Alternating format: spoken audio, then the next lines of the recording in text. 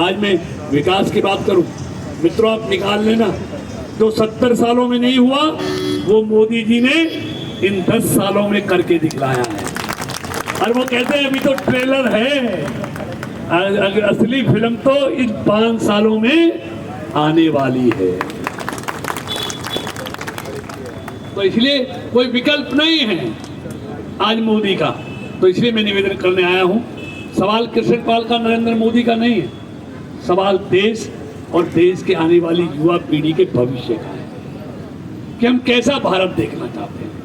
एक वो भारत जिसमें रोज मंत्री जेल जाते थे, या एक वो भारत जिसमें भारत 11वें नंबर से 5वें नंबर पे आ गया और अगले 3 साल बाद 3रे नंबर पर आने वाला है। तो ये बढ़ता हुआ भारत है मित्रों। इस बढ़ते हुए भारत को गलती से ब्रेक लग गया ना, आने वाली पीढ़ियां कभी हमें माफ नहीं कर पाएंगी। वो कहेंगी जब भारत मोदी जी के नेतृत्व में आगे बढ़ रहा था तब हमारे पूर्वजों ने, बुजुर्गों ने बढ़ते हुए भारत को रोक दिया। और देखिए मोदी का डंका कैसे बजता है। जब संकट में कोई भारतवासी फंसता है तो उसको सुरक्षा की गारंटी मोदी देता है। कहता मोदी बैठा है ना, चिंता करने की जरूरत नहीं है। कोरोना में हमारे करोड़ों लोग दुनिया के देशों में फंस गए थे, एक एक को भारत वंदे भारत प्लेन से हिंदुस्तान लेके आए। खाड़ी के युद्ध में जो भारत के लोग फंस गए थे, मजदूर लोग, उन एक एक को सुरक्षित भारत में लेके आए। यूक्रेन और रशिया के युद्ध में 26,000 छात्र, जिन माताओं और पिताओं के बच्चे फंस गए हों, मिसाइल गिरती हो, बम गिरते हो, उनके दिल पे क्या बीतती होगी।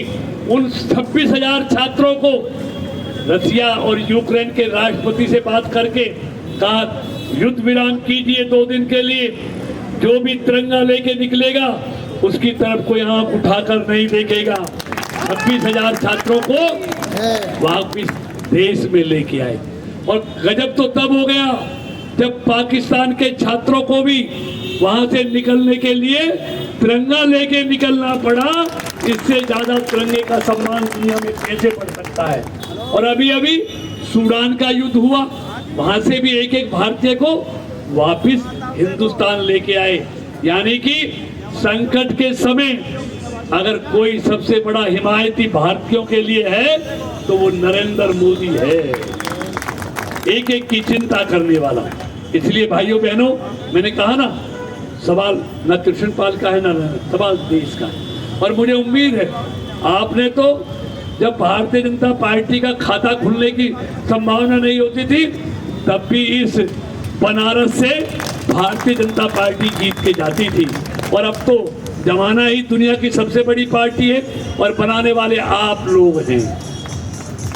आज फरीदाबाद अगर भारतीय जनता पार्टी का गढ़ बन गया है तो ये जो रोज कमाते हैं, रोज खाते हैं, ये उनके कारण भारतीय जनता पार्टी देश दुनिया की भी और फरीदाबाद की भी सबसे बड़ी पार्टी बने हैं। आइए तीसरी बार हम मोदी को प्रधानमंत्री बनाने के लिए ज्यादा से ज्यादा कमल का बटन दबाएंगे और तीसरी बार इस चाय बेचने वाले को भारत का प्रधानमंत्री बनाएंगे और दुनिया में भारत को 3रे नंबर पर पहुंचाएंगे।